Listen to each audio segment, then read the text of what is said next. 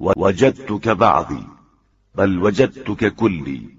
حتى كأن شيئا لو أصابك أصابني وكأن الموت لو أتاك أتاني فعناني من أمرك ما يعنيني من أمر نفسي. میں نے تم کو اپنا ہی ایک حصہ پایا، بلکہ تم کو اپنا سراپا وجود سمجھا کہ تمہاری تکلیف میری تکلیف ہے اور تمہاری موت میری موت ہے، اس لیے مجھے تمہارے معاملات کی اتنی ہی فکر ہے جتنی اپنے معاملات کی ہوتی ہے۔ فكتبت إليك كتابي مستظهرا به إن أنا بقيت لك أو فنيت فإني أوصيك بتقوى الله أي بني ولزوم أمره وعمارة قلبك بذكره۔ اور اسی لیے میں نے یہ تحریر لکھ دی ہے جس کے ذریعے تمہاری امداد کرنا چاہتا ہوں، چاہے میں زندہ رہوں یا مر جاؤں۔ فرزند، میں تم کو خوف خدا اور اس کے احکام کی پابندی کی وصیت کرتا ہوں، اپنے دل کو اس کی یاد سے آباد رکھنا، والاعتصام بحبله وأي سبب أوثق من سبب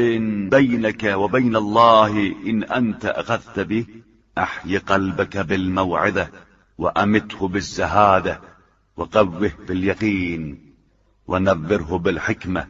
وذلله بذكر الموت۔ اور اس کی ریسمان ہدایت سے وابستہ رہنا کہ اس سے زیادہ مستحکم کوئی رشتہ تمہارے اور خدا کے درمیان نہیں ہے۔ اپنے دل کو موعظے سے زندہ رکھنا اور اس کی خواہشات کو زہد سے مردہ بنا دینا، اسے یقین کے ذریعے قوی رکھنا اور حکمت کے ذریعے نورانی رکھنا، ذکر موت کے ذریعے رام کرنا۔ وقرره بالفناء وبصره فجائع الدنيا وحذره سولة الدهر وفحش تقلب الليالي والأيام وأعرض عليه أخبار الماضين وذكره بما أصاب من كان قبلك من الأولين۔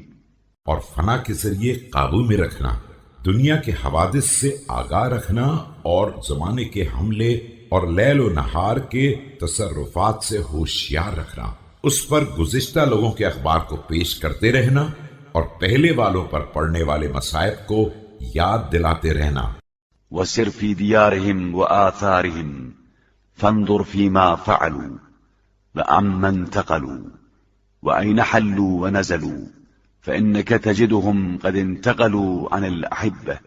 وحلوا ديار الغربة۔ ان کے دیار و آثار میں سرگرم سفر رہنا اور یہ دیکھتے رہنا کہ انہوں نے کیا کیا ہے اور کہاں سے کہاں چلے گئے ہیں، کہاں وارد ہوئے ہیں اور کہاں ڈیرا ڈالا ہے، پھر تم دیکھو گی کہ وہ احباب کی دنیا سے منتقل ہو گئے ہیں اور دیار غربت میں وارد ہو گئے ہیں۔